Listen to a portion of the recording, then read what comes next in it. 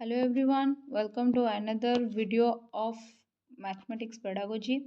एथिरे आमे unit 3 start करिबा. सो यूनिट 3 रो ए जो मेथड वाला पार्टटा अछि एटा को मु आगो पढै दउची. तापरे जो डिफिकल्ट पार्टटा को अछि सेटा को आमे सेकंड वीडियो रे डिस्कशन करिबा. आगो को डिस्कशन करिबा. ओके. सो आजि रो जो क्लासटा रहइबो एथिरे आमे प्रोजेक्ट मेथड तापरे ह्यूरिस्टिक मेथड तापरे हमर प्रॉब्लम सॉल्विंग मेथड आउ कॉन्सेप्ट फॉर्मेशन एतिकी जिनस आजिर क्लास रे आमे माने देखिबा. ठीक अछि.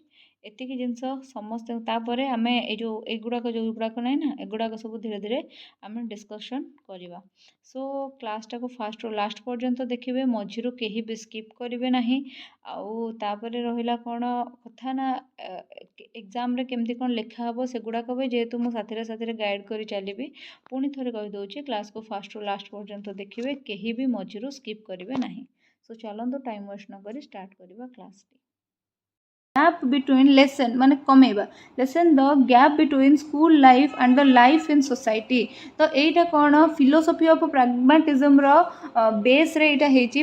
प्रैग्मेटिज्म टा कोन आमे जते बेले फिलोसॉफिकल फाउंडेशन ऑफ एजुकेशन पढिबा ना सेते बेले आमे प्रैग्मेटिज्म ऊपर विशेष भाबरे पढिबा. किंतु प्रैग्मेटिज्म माने प्रायोगिक विद्या को विशेष प्राधान्य दिया है कि प्रैग्मेटिज्म टा हमर डेवलप करा जायछि. खाली कहि दउछि project method was developed by Kilpatrick द्वारा प्रोजेक्ट मेथड डेवलप होता. यहाँ गोटे टीईटी क्वेश्चन भी माने ओटीईटी सीटीईटी टीईटी क्वेश्चन एटा गोटे ओस्टेट ए सब पड़े गुड़ाक and it was perfected by Stevenson with the objective of bringing life into school. ठीक अच्छे. तो यहीटा को आउ टिके परफेक्टली किए कौन माने जड़े मॉडिफाई करथिले सीएल स्टीवेंसन. से कौन कही ना प्रोजेक्ट मेथड माने बाहर दुनिया को स्कूल दुनिया भीतर को आनिबा को प्रोजेक्ट मेथड बोली कहा जाए. According to Oxford's advance learners dictionary project means a plan of action. ठीक अच्छे. देखो project means a plan of action. Kilpatrick गोटे डेफिनेशन भी देते प्रोजेक्ट मेथड विषय कौन थिला. A project is a wholehearted purposeful activity producing in a social environment. Project हूँ कौन ना गोटे होल हार्टेड पर्पसफुल उद्देश्यपूर्ण कार्यावली जोटा कि सोशल एनवायरनमेंट रे सोसाइटी रो एनवायरनमेंट रे ही कौन होता है ना प्रोड्यूस होता है.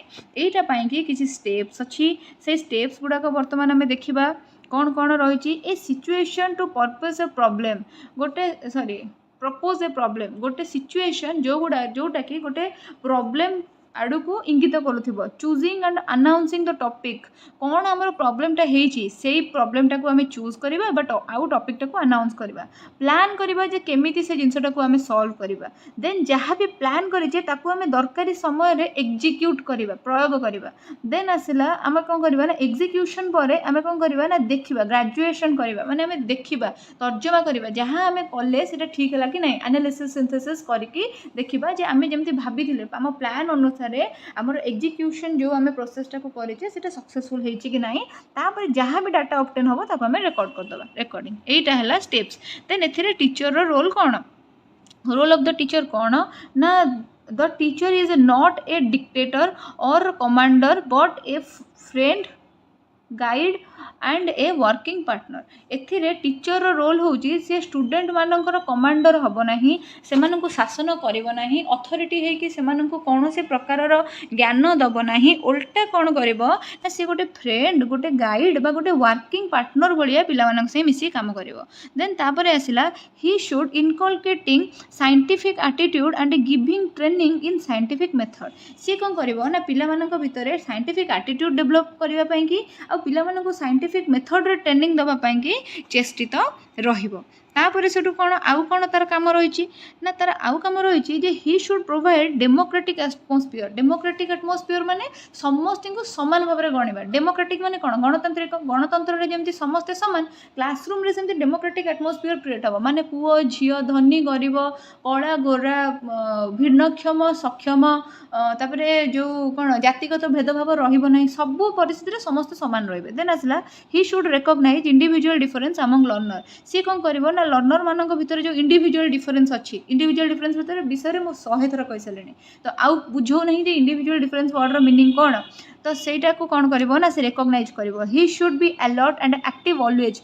काले पिला माने प्रोजेक्ट करू करू किसी असुविधा पड़े कि किसी भूल भाल करदे से अलर्ट भी रहिबो एक्टिव भी रहिबो सब बेले he should have initiative tact and zest for learning and should be well experienced सब बेले तार इच्छा शक्ति तार उद्यम तार उद्योग सब थी किसी नुआ जिन शिखापी कि आउ सी वेल एक्सपीरियंसड होता हूँ टीचर रोल देन आसला according to WH Kilpatrick projects are of 4 type है किलपात्रिक अनुसार प्रोजेक्ट हूँ 4 प्रकार गोटे है प्रोड्यूसर टाइप गोटे है कंज्यूमर टाइप गोटे है प्रॉब्लम टाइप गोटे है drill type producer type project क्या कहबा ना स्टूडेंट कंस्ट्रक्ट समथिंग जो स्टूडेंट मैंने निजे किसी तैयारी करते suppose rain water harvesting project है जोटा तुम थर्ड सेमेस्टर एनवायरमेंटल एजुकेशन रे पढ़ा जाऊ sorry fourth semester environmental education रे पढ़ा जाऊ है तो सपोज से कि जहाँ भी है कि जो प्रोजेक्ट जब से कंस्ट्रक्ट करुँच किसी मॉडल है किसी टॉय है आम प्रोड्यूसर टाइप रे नहीं पारिबा देन प्रॉब्लम टाइप माने कौन a project in which solution to a problem is found out गोटे एमितिया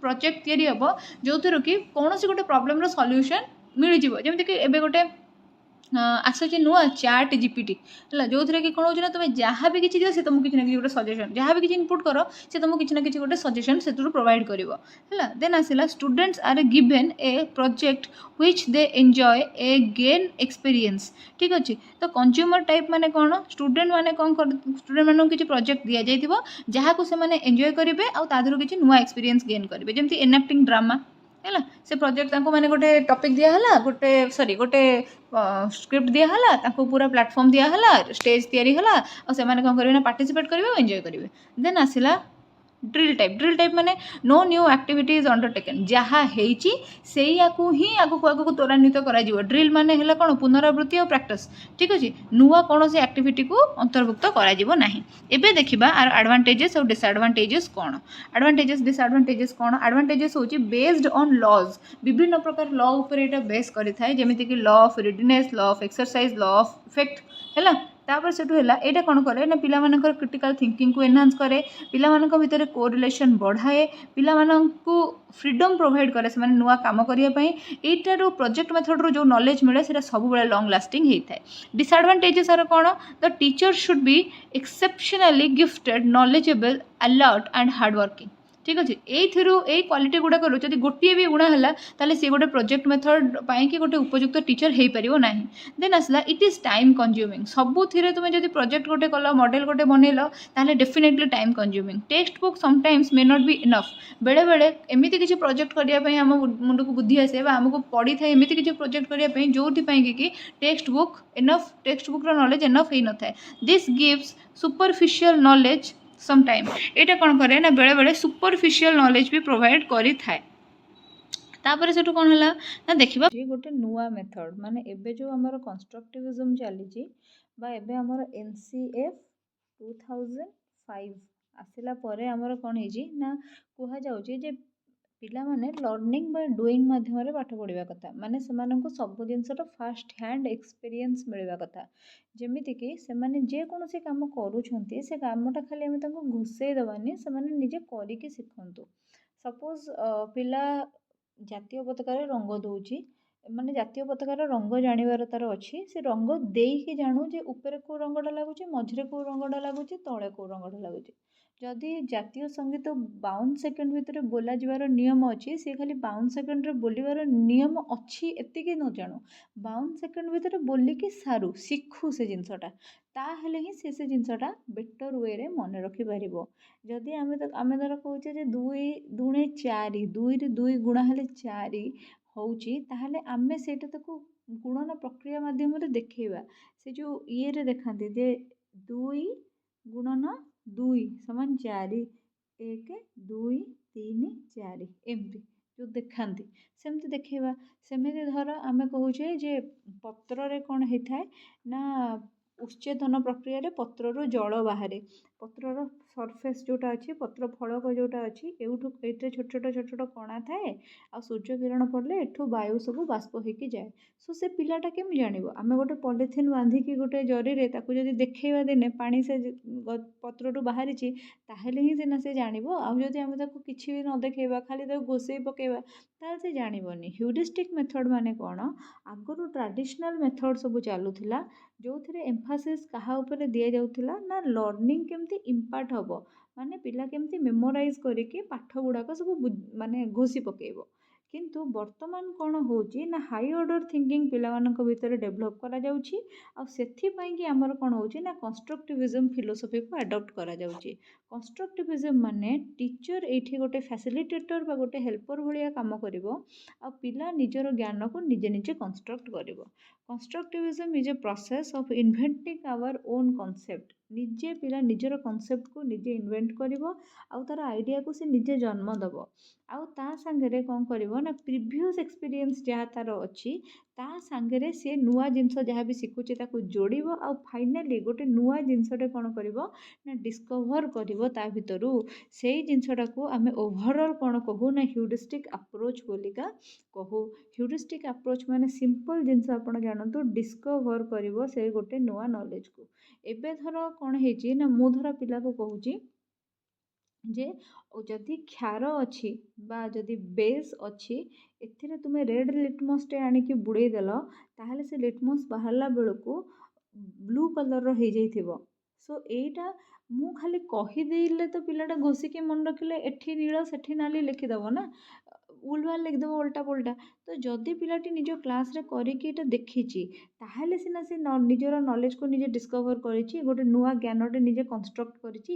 ସୋ ଏଇ ପ୍ରୋସେସଟାକୁ ଆମେ ହ୍ୟୁରିଷ୍ଟିକ୍ ଆପ୍ରୋଚ୍ ବୋଲି କହିଲେ। It is the active learning process in which learners R the builder and reader of knowledge. ଏଠି learner ନିଜର knowledge ନିଜେ build କରିବ ଆଉ ନିଜର ପାଠକୁ ନିଜେ ପଢ଼ିବ, ତାକୁ କେହି ପଢ଼େଇ ଦେବେନି, ଘୋଷେଇ ଦେବେନି ବା ତା ପାଇଁ କେହି କରି ପକେଇବେ ନାହିଁ। ଏହାର କିଛି କ୍ୟାରେକ୍ଟରିଷ୍ଟିକ୍ ଅଛି କନଷ୍ଟ୍ରକ୍ଟିଭିଜମର, ଯାହା କ୍ୟାରେକ୍ଟରିଷ୍ଟିକ୍ ସେଇଗୁଡ଼ାକ ଯେମିତିକି କ'ଣ ରହିଲା ନା ତୁମର ଲର୍ଣ୍ଣର ସେଥିରେ ଆକ୍ଟିଭଲି ଇନଭଲ୍ଭ ରହିବେ। ଆଉ ଏଇଟାରେ ଯେଉଁ ଏନଭାୟରମେଣ୍ଟ ଥିବ ଡେମୋକ୍ରାଟିକ୍ ଏନଭାୟରମେଣ୍ଟ ଥିବ, ମାନେ ସବୁ ଲର୍ଣ୍ଣରମାନଙ୍କୁ ସମାନ ସୁଯୋଗ ମିଳୁଥିବ ପାର୍ଟିସିପେଟ୍ କରିବା ପାଇଁକି। The activity are interesting and child centred. Activity ଗୁଡ଼ାକ ସବୁ କୌତୁକିଆ ହେଇଥିବ ଆଉ ପିଲାର ମନୋଭାବକୁ ବୁଝିଲା ଭଳିଆ ପିଲାକୁ କେନ୍ଦ୍ରିତ କରିକି ହେଇଥିବ। ଦ ଟିଚର ଫ୍ୟାସିଲିଟେଟ୍ସ ଦ ଲର୍ଣ୍ଣିଂ ପ୍ରୋସେସ୍। ଟିଚର କ'ଣ କରିବେ ନା ନିଜେ ଲର୍ଣ୍ଣିଂ ପ୍ରୋସେସଟାକୁ ଫ୍ୟାସିଲିଟେଟ୍ କରିବେ। ଏବେ ପ୍ରୋମିନେଣ୍ଟ ଏଜୁକେସନିଷ୍ଟ ସପୋର୍ଟିଂ କନଷ୍ଟ୍ରକ୍ଟିଭିଜମ୍। କନଷ୍ଟ୍ରକ୍ଟିଭିଜମକୁ କିଛି ଭଲ ଏଜୁକେସନିଷ୍ଟ ମାନେ ସପୋର୍ଟ କରିଥିଲେ, ତାଙ୍କ ଭିତରୁ ଜନ୍ ଡୁଇ ଆଉ ଜିନ୍ ପିଆଜେ ଜଣେ। ଜନ୍ ଡୁଇ ତୁମର କ'ଣ ଦେଇଥିଲେ? ଜନ୍ ଡୁଇ ତୁମର ଲ୍ୟାବ୍ ସ୍କୁଲର କନସେପ୍ଟ ଦେଇଥିଲେ, ଆଉ ଜିନ୍ ପିଆଜେ ତୁମର ଜେନେଟିକ୍ ଏପିଷ୍ଟେମୋଲୋଜିର କନସେପ୍ଟ ଦେଇଥିଲେ। ଏବେ ହେଲା ଯେ କ'ଣ ଆକ୍ଟିଭିଟିଜ୍ ଅଣ୍ଡର କନଷ୍ଟ୍ରକ୍ଟିଭିଷ୍ଟ କ୍ଲାସରୁମ୍। କ'ଣ ହୁଏ ଗୋଟେ କନଷ୍ଟ୍ରକ୍ଟିଭିଷ୍ଟ କ୍ଲାସରୁମ୍ରେ? କ'ଣ ହେବ ନା ଏକ୍ସପେରିମେଣ୍ଟ କରିକି ପାଠ ପଢ଼ା ଯାଇପାରିବ। ପିଲାମାନଙ୍କୁ ବିଭିନ୍ନ କ୍ଷେତ୍ର ପରିଭ୍ରମଣ କରିବାକୁ ନିଆଯାଇପାରିବ। ଫିଲ୍ଡ ଟ୍ରିପ୍ରେ ପିଲାମାନଙ୍କୁ ବିଭିନ୍ନ ପ୍ରୋଜେକ୍ଟ ଦିଆଯିବ। ପ୍ରୋଜେକ୍ଟ ବିଷୟରେ ତ ଆମମାନେ ପଢ଼ିଲେ ଆଉ କ'ଣ ହେଲା। ପ୍ରୋଜେକ୍ଟ ଦିଆଯିବ ଯାହା ଦେହରେ ସେ ସମସ୍ୟାର ସମାଧାନ କରିବେ, ଆଉ ବିଭିନ୍ନ ନୂଆ ଜିନିଷ ଡିସ୍କସନ୍ କରାଯିବ ଯାହା ମାଧ୍ୟମରେ ସେମାନେ ପାଠ ପଢ଼ି ପାରିବେ। ଏହାର କିଛି ମେରିଟ୍ ଅଛି। ମେରିଟ୍ ଗୁଡ଼ାକ କ'ଣ କ'ଣ ନା ପିଲା ନିଜର ନଲେଜକୁ ନିଜେ ବିଲ୍ଡ କରିବ। ହ୍ୟୁରିଷ୍ଟିକ୍ ମେଥଡ଼ର ମେରିଟ୍ ଏଗୁଡ଼ାକ। ଦେନ୍ ଆସିଲା ପିଲାଟାର ଷ୍ଟୁଡେଣ୍ଟସର ମାନେ ଯାହା ବି ପାଠ ପଢ଼ା ହେଉଛି ସେଇଟା ଷ୍ଟୁଡେଣ୍ଟ ସେଣ୍ଟ୍ରିକ୍ ହେବ। ଷ୍ଟୁଡେଣ୍ଟ ସେଣ୍ଟ୍ରିକ୍ ଲର୍ଣ୍ଣିଂ ଦିଆଯିବ। ପିଲାର ନିଡ୍ ଡିମାଣ୍ଡ ମନୋଭାବକୁ ବୁଝିକି ପାଠ ପଢ଼ାଯିବ। Students actively engaged in their learning process. ଯାହା ବି ଲର୍ଣ୍ଣିଂ ପ୍ରୋସେସ୍ ରହିଛି ସେଥିରେ ପିଲାମାନେ ଆକ୍ଟିଭଲି ଇନଭଲ୍ଭ ହେବେ। ପରସ୍ପର ସହିତ କୋଲାବରେଟ୍ କରିକି ପରସ୍ପରକୁ କୋଅପରେଟ୍ କରିକି ପାଠ ପଢ଼ିବେ ହେଲା। ତାପରେ ସେଠୁ କ'ଣ ହେବ ନା it can motivate young learners to learn in engaging manner. ଏଇଟା କ'ଣ କରିବ ନା ମୋଟିଭେଟ୍ କରିବ ୟଙ୍ଗ ଲର୍ଣ୍ଣରମାନଙ୍କୁ, ଏନଗେଜ୍ କରିବ ତାଙ୍କୁ ଡିଫରେଣ୍ଟ ମ୍ୟାନରରେ। Then students are more likely to retain and transfer the new knowledge to real life. ନୂଆ ନଲେଜ ଯାହା ବି ଶିଖିଲେ ସେଇଟାକୁ ସେମାନେ ରିଅଲ୍ ଲାଇଫ୍ରେ ଏକ୍ଜିକ୍ୟୁଟ୍ କରିବା ପାଇଁକି ଟ୍ରାଏ କରିବେ। ଦେନ୍ ଆର କିଛି ଡିମେରିଟ୍ ବି ଅଛି। ଯେଉଁ ଜିନିଷର ମେରିଟ୍ ଅଛି ତାର ଡିମେରିଟ୍ ଅଛି ନିହାତି ଭାବରେ। ଦେନ୍ ଆସିଲା lack of teacher preparation for constructivist classroom. ଯଦି ପିଲାମାନେ ନିଜର ନଲେଜକୁ ନିଜେ ହିଁ କ୍ରିଏଟ୍ କଲେ, ଟିଚର ଧୀରେ ଧୀରେ କ'ଣ କରିବ ଗାଲୁଆ ହେଇଯିବ, ଆଉ କିଛି ପ୍ରିପେୟାର କରିକି ଆସିବନି। ଦେନ୍ ଆସିଲା difficult to break the cycle of who have been taught in a classroom where they are expected to solely absorb information। So କ'ଣ ହେଇଛି ନା ଏବେ ଆମର କ୍ଲାସରୁମ୍ର ପ୍ୟାଟର୍ନ କ'ଣ ଯେ ଟିଚର ପଢ଼େଇବେ, ଷ୍ଟୁଡେଣ୍ଟ ଶୁଣିବେ। ଯେତେବେଳେ ଆପଣ ତାଙ୍କୁ କହିବେ ଯେ ତୁମ ନଲେଜ ତୁମେ ନିଜେ କ୍ରିଏଟ୍ କରରେ ପିଲାମାନେ, ଏଇଟା ତୁମେ ନିଜେ କର ସେଇଟା ତୁମେ ନିଜେ କର, ଆପଣଙ୍କୁ ଫିଲ୍ ହେବ ଯେ ଟାଇମ୍ ୱେଷ୍ଟ ହେଉଛି। ମୁଁ ଯେତେବେଳେ ଇନିशिଆली पूरा मोटिवेटेड ହେଇକି ସ୍କୁଲ ଆସିଥିଲି ଏମିତି କରିବି ସେମିତି କରିବି ପୁରା ଛତୁ କରିଦେବି ସବୁ, ଯେତେବେଳେ ମୁଁ କ୍ଲାସରୁମ୍ରେ ପଶିଲି ଆଉ ମୁଁ କ୍ଲାସରୁମ୍ର ଏନଭାୟରନମେଣ୍ଟ ଜାଣିଲି ମୋ ପାଇଁ ବହୁତ ଡିଫିକଲ୍ଟ ଥିଲା ସେ ଜିନିଷଟା। ଦୋ ମୁଁ ପେଡାଗୋଜି ପଢ଼ଉଛି, ଦୋ ମୁଁ ମାନେ କ୍ଲାସରୁମ୍ରେ କ'ଣ କେମିତି ପଢ଼ା ହେବା ଦରକାର ମୁଁ ସେସବୁ ଜିନିଷ ଜାଣିଛି, କିନ୍ତୁ ପ୍ରାକ୍ଟିକାଲ ଲାଇଫ୍ରେ ସେ ଜିନିଷଟା ଯେତେବେଳେ ପଡ଼ିଯିବ ନା ସେଇଟା ଗୋଟେ ଅଦ୍ଭୁତ ପ୍ରକାରର ମାନେ ଆପଣଙ୍କୁ ବ୍ୟତିକ୍ରମ ଦେଖାଯିବ। ମାନେ ଆପଣ କହି ଚାଲିଥିବେ ବାବାରେ କହରେ ଧନରେ କହରେ କହରେ କହରେ, ପିଲା କିଛି କହୁନଥିବେ ବସୁଥିବେ। ତାର ରିଜନ୍ ହେଉଛି ସେମାନେ ପ୍ୟାଟର୍ନରେ ପଡ଼ିଯାଇଛନ୍ତି ଯେ ଆମକୁ କିଛି କହିବାର ନାହିଁ, କଳାପଟରେ ଯାହା ଲେଖା ହେବାର ଆମେ ଲେଖିବୁ, ବହିରେ ଯାହା ପଢ଼ା ହେବ ଆମେ ଆଙ୍ଗୁଠି ମାରିକି ପଢ଼ିବୁ, ଏମିତିଆ।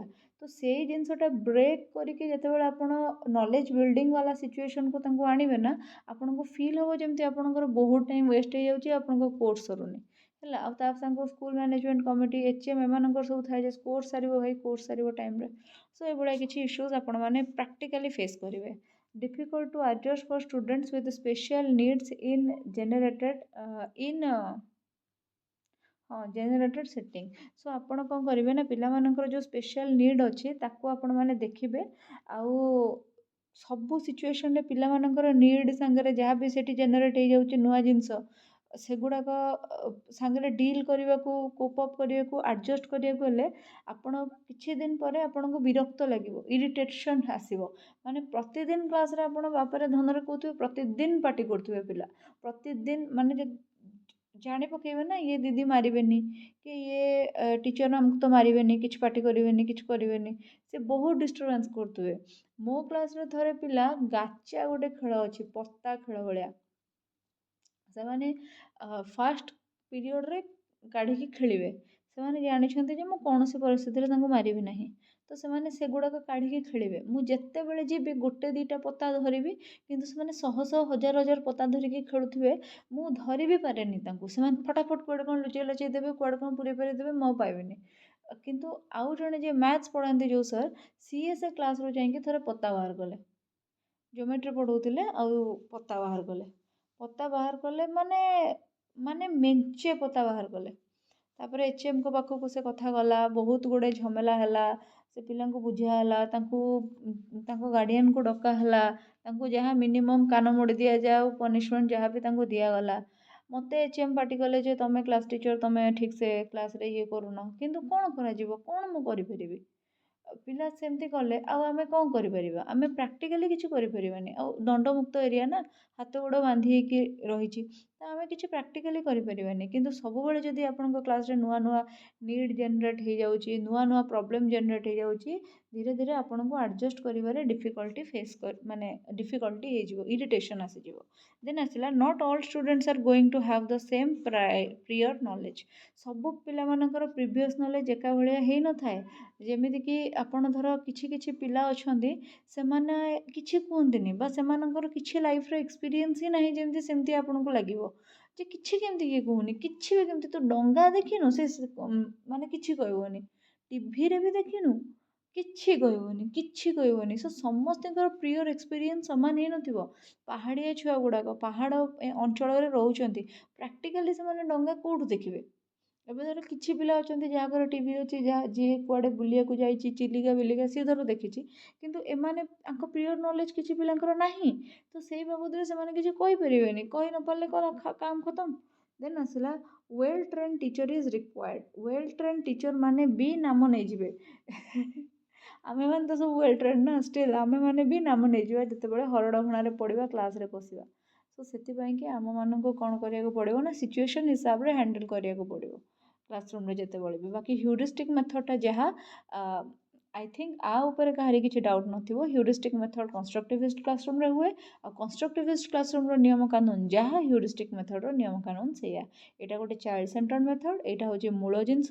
ଆଉ ପିଲାମାନଙ୍କ ଉପରେ ଯେହେତୁ ଗୁରୁତ୍ୱ ଦିଆଯିବ, ପିଲାର ସ୍ୱାର୍ଥକୁ ଆଗରେ ରଖିକି ଆମେ କୋଶ୍ଚିନ୍ର ଆନ୍ସର୍ ସବୁବେଳେ ଲେଖିବା, ଯଦି ଆମର ସର୍ଟ ନୋଟ୍ରେ ହ୍ୟୁରିଷ୍ଟିକ୍ ମେଥଡ଼ ପଢ଼ୁଛି। ଆଉ ତାପରେ ସେଇଠୁ ଏଇ ପେପରଟା ଆମର ଯେହେତୁ 40 ମାର୍କିଆ, ଆମକୁ 18 ପେଜ୍ ପ୍ଲସ୍ କଭର୍ କରିଦେଇକି ଆସିବାର ଅଛି, 18 ପ୍ଲସ୍ ପେଜ୍ କଭର୍ କରିଦେଇକି ଆସିବାର ଅଛି। ଓକେ, ସୋ ଆଇ ଗେସ୍ ହ୍ୟୁରିଷ୍ଟିକ୍ ମେଥଡ଼ର କାହାର କିଛି ଡାଉଟ୍ ନଥିବ।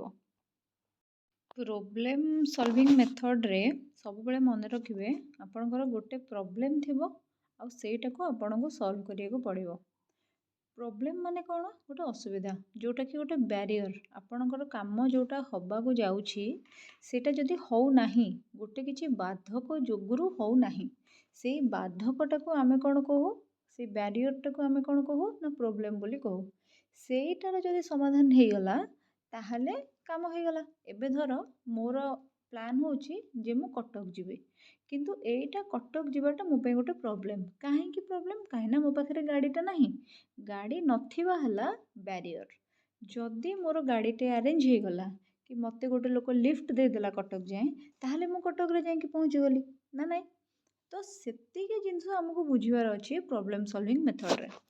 ଏବେ ଡେଫିନେସନ୍ ଦେଖିଦେବା କ'ଣ ଲେଖା ହେଇଛି। Problem solving May B defined as the planned attack upon a difficulty or a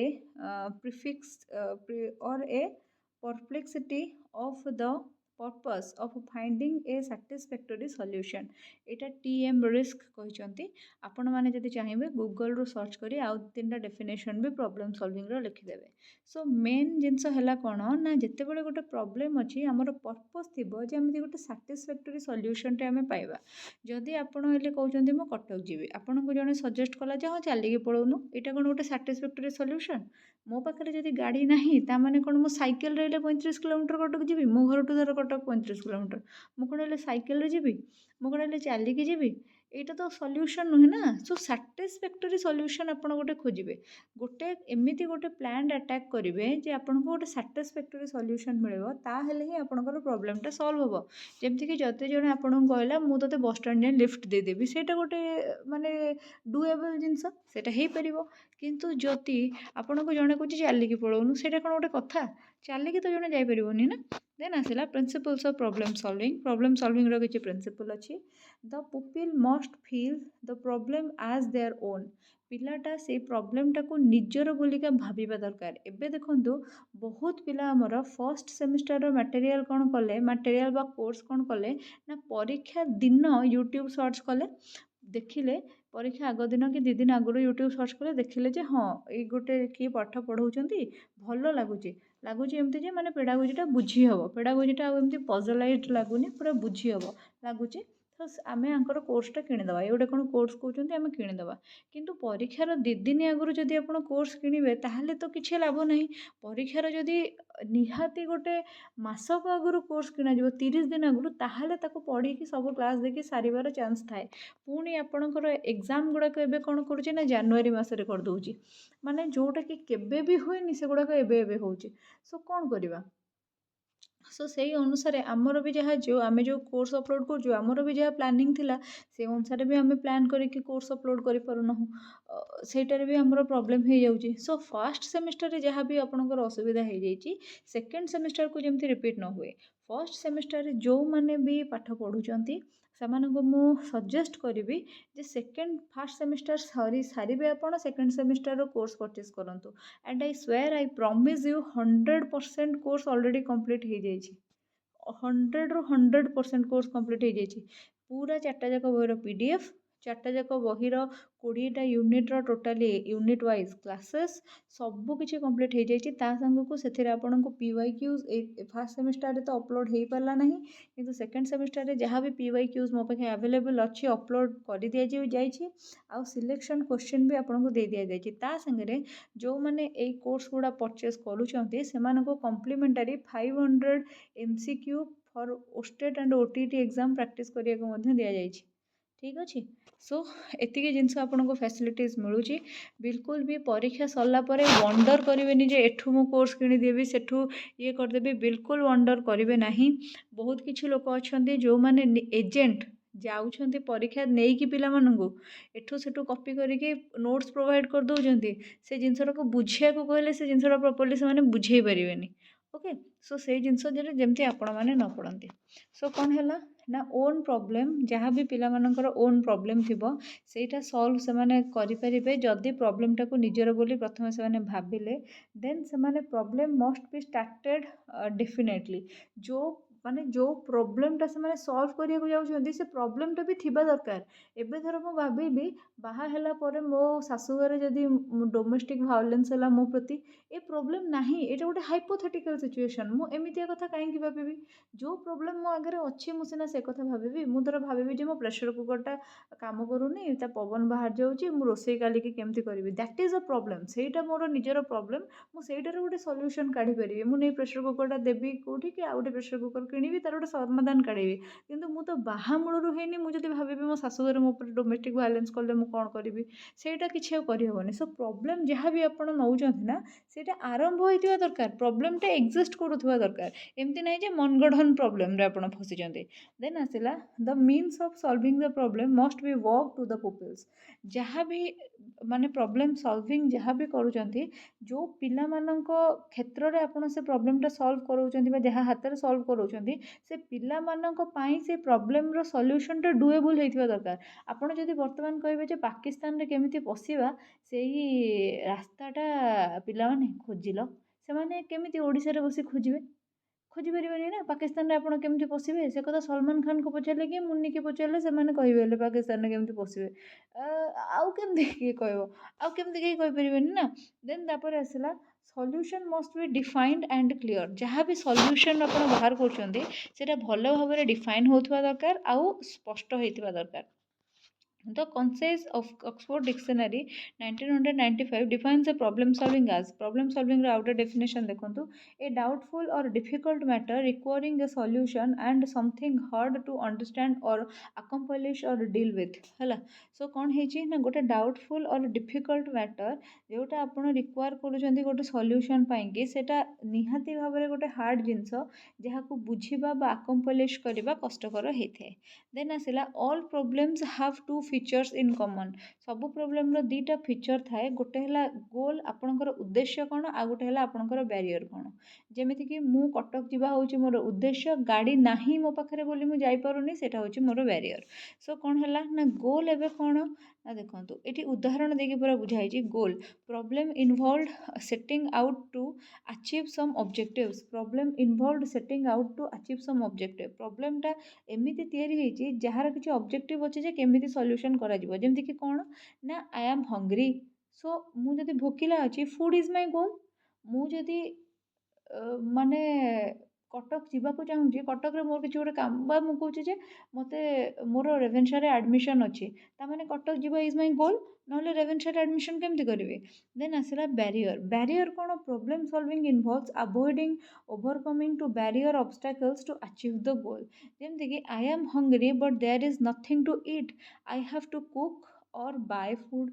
show ମୋତେ ଭୋକ ଏଥିପାଇଁ ଲାଗୁଛି ଯେ ଆମ ଘରେ କିଛି ଖାଇବାକୁ ନାହିଁ ସୋ ଆଇଦର ମୁଁ ନିଜେ ନିଜେ ରୋଷେଇ କରିବି ନହେଲେ ମୁଁ ଖାଇବା କିଣିବି ତାହେଲେ ଯାଇକି ମୋର ପ୍ରୋବ୍ଲେମ୍ ସଲ୍ଭ ହେବ ଦେନ୍ ଆର ମାନେ ଆଇ ଗେସ୍ ଆପଣମାନେ ବୁଝିପାରିଲେ ଯେ ଯଦି ଆପଣଙ୍କର ପ୍ରୋବ୍ଲେମ୍ ଥିବ ତାହେଲେ ପ୍ରୋବ୍ଲେମ୍ଟା କାହିଁକି ଆରାଇଜ୍ ହେବ ନା ଆପଣଙ୍କର କିଛି ଉଦ୍ଦେଶ୍ୟ ଅଛି କିନ୍ତୁ କିଛି ବ୍ୟାରିୟର କାରଣରୁ ସେ ଉଦ୍ଦେଶ୍ୟ ସାଧିତ ହୋଇପାରୁନି ସେଥିପାଇଁ କି ଆପଣଙ୍କୁ ପ୍ରୋବ୍ଲେମାଟିକ୍ ସିଚୁଏସନ୍ରେ ଆପଣମାନେ ପଡ଼ିଛନ୍ତି ସୋ ସେ ପ୍ରୋବ୍ଲେମ୍ଟା ସଲ୍ଭ କେମିତି ହେବ ଯେ ଆପଣ ଯେଉଁ ବ୍ୟାରିୟର ଅଛି ତାକୁ ଓଭରକମ୍ କରିବେ ଆଉ ଉଦ୍ଦେଶ୍ୟ ଆଡ଼କୁ ଗତି କରିବେ ତାହେଲେ ଯାଇକି ଆପଣଙ୍କର ପ୍ରୋବ୍ଲେମ୍ ସଲ୍ଭ ହେଇପାରିବ ଠିକ୍ ଅଛି ଦେନ୍ ଆସିଲା କ୍ୟାରେକ୍ଟରିଷ୍ଟିକ୍ ହେଲା problem solving is goal related problem solving ମାନେ ଗୋଟେ ପ୍ରୋବ୍ଲେମ୍ ଥିବ ଆପଣଙ୍କୁ ଗୋଲ୍ରେ ପହଞ୍ଚାଇବାକୁ ସେଇଟା ରୋକୁଥିବ ଆଉ ସେଥିପାଇଁ କି ଏଟାକୁ ଆମେ ଗୋଲ୍ ଡିରେକ୍ଟେଡ୍ ବୋଲି କହିବା ଇଟ୍ ଇନଭଲ୍ଭ ସିରିଜ୍ ଅଫ୍ ଅପରେସନ୍ ଏଥିପାଇଁ କି ଆପଣଙ୍କୁ ବହୁତ କିଛି କାମ କରିବାକୁ ପଡ଼ିବ ଯେମିତିକି ଯଦି କଟକ ମୁଁ ଯିବାକୁ ଚାହୁଁଛି ଆଇଦର ମୋତେ ଜଣେ ଲିଫ୍ଟ ଦେଉ ମୁଁ ବସ୍ରେ ଯାଏ ନହେଲେ ମୁଁ ଲିଫ୍ଟ ମାଗିକି କଟକ ଯାଏ ନହେଲେ ମୁଁ କାହା ଗାଡ଼ି ମାଗିକି ନିଜେ ଚଲେଇକି କଟକ ଯାଇକି ରେଭେନ୍ସାରେ ଆଡ଼ମିସନ୍ କରେ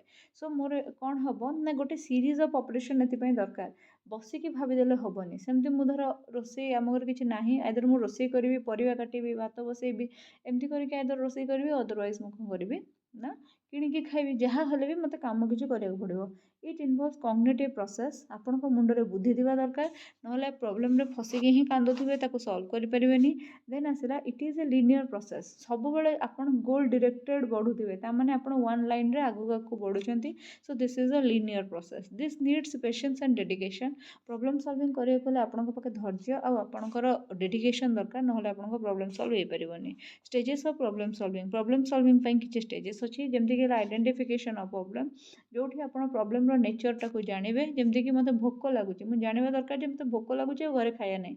ପ୍ରୋବ୍ଲେମର ନେଚର ମୁଁ ଜାଣିବା ଦରକାର। ଷ୍ଟ୍ରକ୍ଚରିଂ ଦ ପ୍ରୋବ୍ଲେମ୍, ଆପଣ ଗୋଟେ କ୍ଲିଅର କଟ୍ ପିକ୍ଚର ନିଜ ମୁଣ୍ଡରେ ଡେଭଲପ୍ କରିବେ ଯେ ମୋ ପ୍ରୋବ୍ଲେମଟାର କଳେବର କ'ଣ ବା ମୋ ପ୍ରୋବ୍ଲେମଟା କେତେ ବଡ଼। ଦେନ୍ ଆସିଲା ଲୁକିଂ ଫର୍ ରିଜନେବଲ୍ ସଲ୍ୟୁସନ୍, କ'ଣ ସଲ୍ୟୁସନ୍ ହେଇପାରେ। ଆଇଦର ମୁଁ ଖାଇବାଟା ବାଏ କରିବି, ନହେଲେ ମୁଁ ଖାଇବାଟା କୁକ୍ କରିବି। ତ these are the reasonable solution, ଯେଉଁଟାକୁ ଆପଣ ନିଜେ ଇଭାଲୁଏଟ୍ କରିବେ ଯେ କେଉଁଟା ମୋ ପାଖେ ସହଜ ହେବ। ମେକିଂ ଏ ଡିସିସନ୍, ଦୁଇଟା ଅଲ୍ଟରନେଟିଭ୍ ଆପଣଙ୍କ ପାଖେ ଅଛି। ମୋ ପାଇଁ ଖାଇବା ନାହିଁ, ଆଇଦର ମୁଁ ବାଏ କରିବି ଅର୍ ମୁଁ କୁକ୍ କରିବି। ଏ ଦୁଇଟା ହେଉଛି ମୋର ଅଲ୍ଟରନେଟିଭ୍। ଆ ଭିତରୁ ଆପଣ ବେଷ୍ଟ ଜିନିଷ ଯେଉଁଟା ତାକୁ ଡିସିସନ୍ ନେବେ।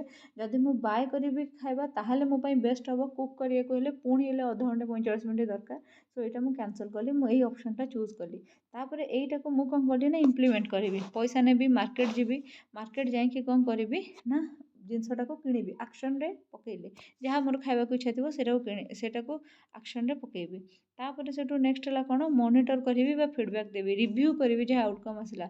ଯାହା ହଉ ଖାଇବା ବାଏ କରି ଖାଇବାର ଡିସିସନ୍ ମୋର ବଢ଼ିଆ ଥିଲା। ଖାଇବା ବାଏ କରି ଯେହେତୁ ଖାଇଲି, ମାନେ 10 ମିନିଟ୍ରେ ମୁଁ ଖାଇଦେଲି, ଆଉ ବହୁତ ଭଲ ହେଲା।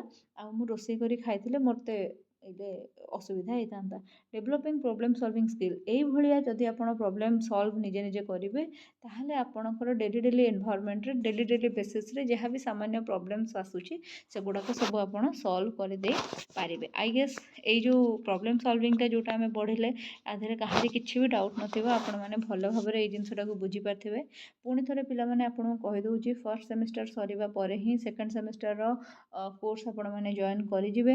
ବିଲକୁଲ ମାନେ କ'ଣ ଅବହେଳା କରିବେ ନାହିଁ, କାହିଁକିନା ସେକେଣ୍ଡ ସେମିଷ୍ଟରରେ କ୍ଲିୟର କରିଦେବାଟା ବହୁତ ଇମ୍ପୋର୍ଟାଣ୍ଟ ଅଟେ। ସେକେଣ୍ଡ ସେମିଷ୍ଟରରେ ଆପଣଙ୍କର ୟୁଜୁଆଲି କ'ଣ ହୁଏ ନା ବ୍ୟାକ୍ ଲାଗିଯିବାର ଚାନ୍ସେସ୍ ଥାଏ। ସେକେଣ୍ଡ ଆଉ ଥାର୍ଡ଼ରେ ଯଦି ଆପଣଙ୍କର ବ୍ୟାକ୍ ଲାଗିଗଲା ତାହେଲେ ଆପଣଙ୍କ ରେଜଲ୍ଟ ବାହାରିବା ବି ଡେରି ହେବ, ଯେଉଁଟାକି ଅସୁବିଧା ହେବ। ତ ସେଥିପାଇଁ କି ଆପଣମାନେ କ'ଣ କରିବେ ନା ଫର୍ଷ୍ଟ ସେମିଷ୍ଟର ସରୁ ହିଁ ସେକେଣ୍ଡ ସେମିଷ୍ଟରର କୋର୍ସ ଜଏନ୍ କରିବେ।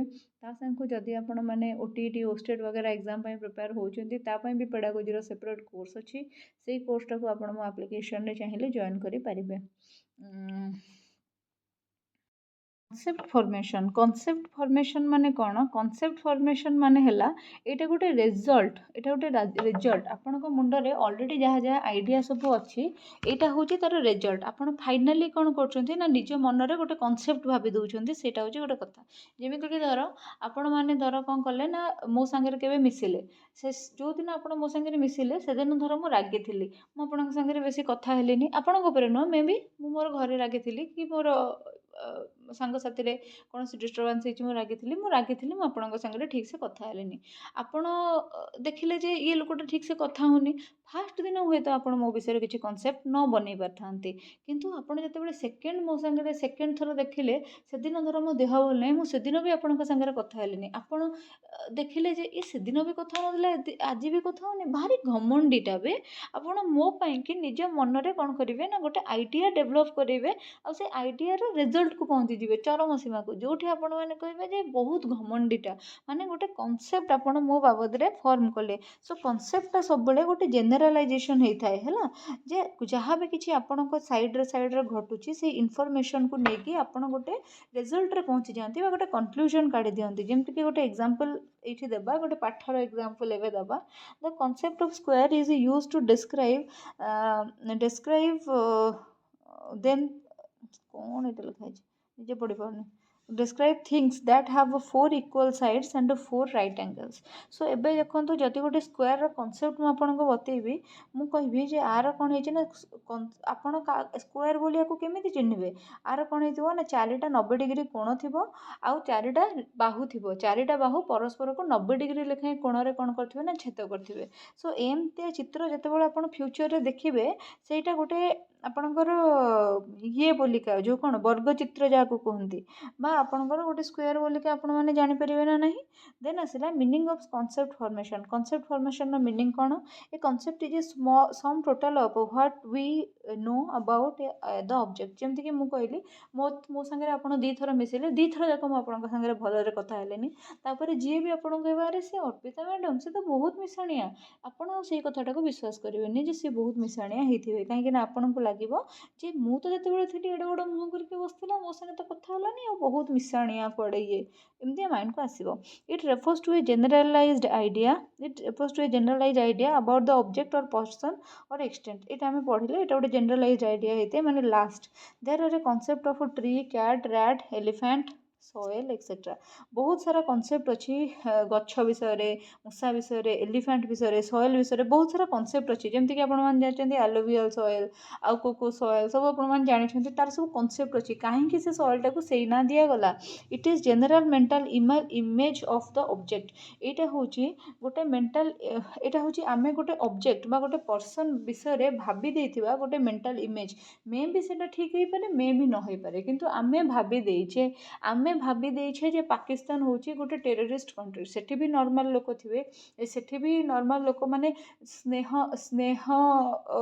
बान लोक जो माने अन्य को स्नेह करथिबे, भल पाउथिबे, विचारवंत लोक थिबे, एजुकेटेड लोक थिबे, पैसा वाला लोक थिबे. किंतु आमे एज्यूम कर देइछे जे से कंट्रीटा पुअर, सेटा गोटे गुड फॉर नथिंग कंट्री आ जहा आमे सेगुडा सब एज्यूम कर देइछे. तो सेति पई आमे भाबुछे जे सेमती जेमती कि इंडिया रे बहुत सारा लोक भाबंती, बहुत सारा राज्यर लोक भाबंती जे ओडिशा होची सेमती गोटे नेग्लेक्टेड आ गोटे माने माने गोटे भल राज्यटे नुहे. आपन को जदि गोटे स्टोरी कहबी लोक मानकर कॉन्सेप्ट फॉर्मेशन देखंतु. मु जाइथिली उत्तर प्रदेश माने बनारस. मु जाइथिली बनारस आ बनारस रे कोन हला ना सी मो मुह देखिकी मो कथा शुणिकी मे भी बंगाली कथा आम कथा गोटे प्रकार प्राय ना माने माने शुभ बाहर लोक को से कौन बुझीबो जे से ताकू गोटे प्रकार शुभ जमी बरगड़िया कि बरगड़िया संबलपुरिया जदि कथा हेबे कि संबलपुरिया कलाहांडिया कथा हेबे तांको कथार डिफरेन्स अच्छी कि आमे कौन जानूचे से गुड़ाक आमको तो लगुच ना गोटे भाषा कहते कि तांको कथार भी डिफरेन्स अच्छी. जमती कि कटकिया कथा हे बालेश्वरिया कथा हे कथार डिफरेन्स अच्छी. किंतु माने बाहर लोक जे आमे सिना एते माइन्यूट जिनस जानिचे बोली जानूचे किंतु बाहर लोक जे शुणिबो से तो जानबे ना एका भलिया कथा कहउचंती. माने मु धर कटकर मु एले डिफरेंस जानि परिबिनी बलांगीरिया लोकंक कथा कलाहांडिया लोकंक कथा. किंतु मोर जो सांग माने बलांगीर कलाहांडी कि संबलपुर रो से माने जानि परंती तांका कथार डिफरेंस हैला. सेमती हैला धर आम कथा आउ माने कौन कटकिया कथा आउ लेट्स से केउंझरिया कथा कि बालेश्वरिया कथा आमे डिफरेन्सटा जानि माने जानि परचु केमती कौन. किंतु जी धर संबलपुरिया पिलाटे आमको देखुथिबो सी तो डिफरेन्स जानि परिबोनी ना. सेमती हैला आमे जेतेबेले बनारस जाइथिलु सेठी कोन हैछि ना बेंगली लोक माने भी बहुत तो बुलंती ना. बेंगली लोक बहुत बेंगली लोक माने भी आछंती आमे जाइछु. तो सी लोकटा कहूछि आप बंगाल से हो जो हमें मार्केटिंग करथुलु आप बंगाल से हो. मु कहली नहीं ना. तो आप बंगाली क्यों बोल रहे हो, आपस में आप बंगाली में बात किए ना. हम कहली नहीं हम उड़िया में बात कर रहे थे. अच्छा ओडिशा वो तो बंगाल में आता है ना है एमतिया कथा माने जानती माने सेठिकार जो मैंने एबे आमे माने कहबा जे सेमान को पाठ पढ़ी ना सेमान को जानि ना नहीं भाई से माने पाठ पढ़ी ना. आमर जमती आपनकर ये धर शाढ़ी दुकान जो पिलाटी काम कर पेट्रोल दुकान जो पिलाटी काम कर सी एते एजुकेटेड नुहे. सेठिकार से भाया लोक से जानती जो ओडिशा गोटे स्टेट एक्जिस्ट भी करुच्ची. से माने एबे भी 1935 मसीह अच्छा जब स्वतंत्र ओडिशा प्रदेश गठन हो नथिला. माने से जानि ना कॉन्सेप्ट फॉर्मेशन जनरलाइजेशन काढ़ी. मु कहली नहीं ओडिशा पुरी जगन्नाथ मंदिर हाँ हाँ हाँ हाँ वो तो ममता जी के अंडर में आता है ना. माने भावतु कॉन्सेप्ट फॉर्मेशन नो एमती कॉन्सेप्ट मैंने फॉर्मेशन करके रखिए. मुझे नहीं तापर से मो इगो हटला मो मन दुख है. मुझे गोटे मैप बाहर कली मुझे देखिए ये है ओडिशा ये है वेस्ट बंगाल ना. अच्छा पास ही पास है ना तो नहीं पता चलता. आप लोगों की लैंग्वेज भी तो सेम है. लैंग्वेज सेम नहीं है वो बंगाली बोलते हैं हम उड़िया बोलते हैं. अच्छा ठीक है आप दिखते सेम हो. आमे कौन कहीपर दिखते सेम हो से आमे काले तांकरी भलिया देखाउछु से जहाँ भी छाड़तु. आमे आम पाठ को आसवा कॉन्सेप्ट फॉर्मेशन कौन definition fact character non example and example. प्रथम है गोटे कौन से वर्ड जदि आसो तार प्रथम डेफिनेशन आम जाना चेष्टा करूँ. देन ता विषय किसी फैक्ट्स तथ्य किसी जाना चेष्टा करूँ तार कैरेक्टरिस्टिक्स. देन आसला किसी नॉन एग्जाम्पल रू किसी एग्जाम्पल आड़ को जाऊ बा किसी एग्जाम्पल रू किसी नॉन एग्जाम्पल आड़ को जाऊ. आई चार्टा जिनस जरिया ही आम भितर टोटाल कॉन्सेप्ट फॉर्मेशन हुए. एबे धर से लोकटा जितेबाला आमको देखिला आमे ओडिया कथा होचु सी जानी पारनी ओडिया बंगाली भितर डिफरेन्स. तो सी डिफाइन कर पारला भाविला जे ये माने बंगाली रे कथा होचंदी आ बंगाला लोक मानकर फिजिक्स जेमती आम फिजिक्स गुड़ा प्राय सेमती थिला. देन आसला सी किसी फैक्ट्स कलेक्ट करने को चेष्टा कला जे माने भाषा right looks right facts then character से मो संग कथा हला जते बेले मु ताको आहुरी कहली जे पुरी जगन्नाथ तो सी भाविला जे सेटा वेस्ट बेंगल रे ही पड़े पुरी जगन्नाथ है तापर सेठू कौन है ना सी सेठू निज माइंड रे गोटे नॉन एग्जांपल सेट करथिबो आ ता देरु एग्जांपलटा हेली मु गोटे स्पेसिफिक जिनस मते सी सेठू तार पचारि देला जे अच्छा अच्छा ओडिशा में है तो बंगाल में है तो ओडिशा ठीक है तो ये भाया कथा देन आसला कॉन्सेप्ट फॉर्मेशन तो तीनटा एट्रिब्यूट अच्छी गोटे है जनरलाइजेशन गोटे है डेफिनेशन सॉरी डिफरेंशिएशन आउ गोटे है आपणकर एब्स्ट्रैक्शन सो एबे कौन एटा देखिबा जनरलाइजेशन माने आपण बहुत गुडे तथ्य कौन गोटे जिनस बाबद कलेक्ट करके फाइनाली कौन करुँच ना गोटे एंड स्टेज रे पहुँची जाउछंती बा जनरलाइज करछंती ए लोकटा देखा जाउची बंगाली मानक भलिया ए लोकटा कथावार्ता होची भी बंगाली मानक भलिया आउ कौन हेची ना ये भी माने एठिकार नुहे ये बाहर कौटू आसी उत्तर प्रदेश नुहे ये बाहर कौटू आसी मे भी ये बंगाली होई पारे सो एटा है कौन ना डाटा गैदर करके जितेबाला तुम्हें गोटे एंड बा गोटे कनक्लूजन रिजल्ट रे पहुँची जाओ ताको कह जाए जनरलाइजेशन डिफरेंशिएशन माने कौन it means finding the difference between two groups of items and objects and discriminate between them जेमिति कि आमे कौन है ना जमती कि मुँह से लोकटा को कहली जे भाई नहीं हम लोग उड़िया हैं हमारी भाषा अलग है उड़िया है उनका भाषा उनकी जो भाषा है वो बंगाली है तो तापरे सी जो कथा है से दीटा ग्रुप मान भर डिफरेन्स कर पारा सी जो मुझे मैप देखिए कहली से तार माइंड मेकअप कर पार अच्छा एमतिया कहूआ लोक मैंने एठू आमतिया कहूआ लोक मैंने एठू आसछन्ती सी तार माइंड मेकअप कर पार धीरे धीरे ठीक अच्छे ना तो सेठू तापर सेठू कौन है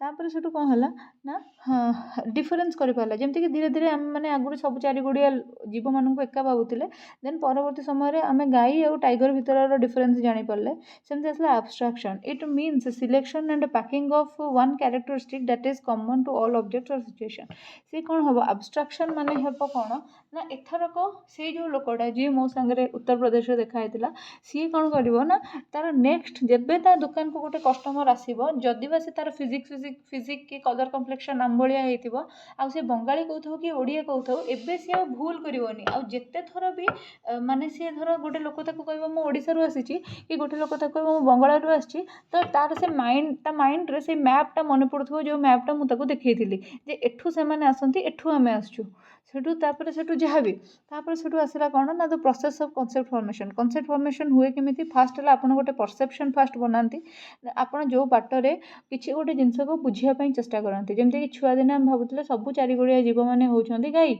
कि सब चारिगोड़िया जीव मानक आम घर रखिपर गोटे परसेप्शन आम बनाती कौन से जिनस को आम बुझा केमी चेष्टा करती देन आसला आम एब्स्ट्रैक्शन आसे माने the quality to deal with the idea आम कौन करूँ ना जो भी आइडिया अच्छी सागर डील करने को चेष्टा करूँ जमीक कि आम इमेजिन करूँ जे बाघ को किए घर रखी कि मुझे देखी मुझे कुकुर रखा देखी बिलई रखा देखी गाई रखा देखी ठेकुआ रखा देखी बाघ को किए घर रखा कि मो मन पकड़ चेष्टा करी मु जो कथाटा ये परसेप्शन बुझीनी कि सहीटा सतरे सब सिचुएशन फिट हो ना नहीं सहीटा मुझे देखा चेष्टा करी देन मुझे जेनेलाइज करी मोर फाइनाल कनक्लूजन काढ़ी summing up with the conclusion जे एटा एया हेतिबो जेमती कि से जो लोकटा से मार्केट रे लोकटा से मते देखिला से फास्ट भाबिला बंगाली मु आ से कौन कला ना मते से हिसाब रे बुझिया को चेष्टा कला तापर सेठू मु ताको कहली जे नहीं मु बंगाली नुहे मु ओडिसा रु आछि तो सी डील कला तार आइडिया संगे जे अच्छा ये कथा ताले ओडिशा गोटे अलग जगह वेस्ट बेंगल गोटे अलग जगह से गुड़ाक माने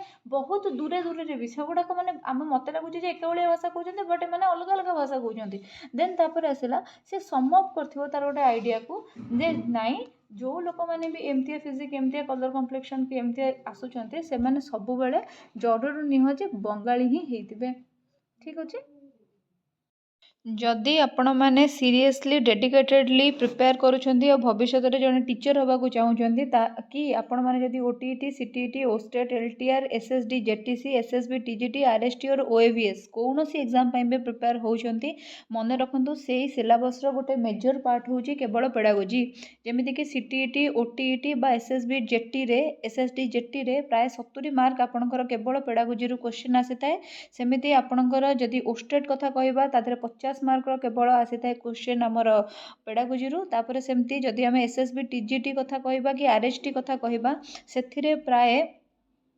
कोड़े रु 25टा क्वेश्चन आसी जाए आमर केवल आउ केवल पेडागोजी सेमती आसला ओएवी रे प्राय 70% क्वेश्चन आपणकर पेडागोजी आसे सो जदि आपण मैंने प्रिपेयर होउछंती ताहले आपण मैंने मोर एप्लिकेशन गोटे रही अर्पिता मैम ऑफिशियल जोटा कि आप प्ले स्टोर रू डाउनलोड करेंगे बर्तमान सुधा ओडिशा रे जेते गुडे एग्जाम हो जाइछि सबूर pedagogy PYQs discussion with explanation video आपण से पाइबे से मुझे कंप्लीट मटेरियल प्रोवाइड करी फॉर ऑल टीचिंग एग्जाम्स सी तेणिकी कंटेंट पेडागोजी हो आर्ट्स कि कंटेंट पेडागोजी हो साइंस कि plus child development and pedagogy आ संगे वीडियो एक्सप्लेनेशन सबूर रहिबो 10,000 MCQ प्रैक्टिस करेबी एई क्वेश्चन परे आहुरी 10,000 MCQ प्रैक्टिस करेबी जार PDF आपनको सेठी मिलिबो या बाद भी जदि आपण माने डाउटफुल रहउछन्ते जे केमिति कोन पेमेंट करिवे केमिति कोन परचेज करेंगे मटेरियल ताहले आपण मैंने यहाँ हूँ व्हाट्सअप नंबर ये मत व्हाट्सअप करेंगे कहीं भी कॉल करेंगे ना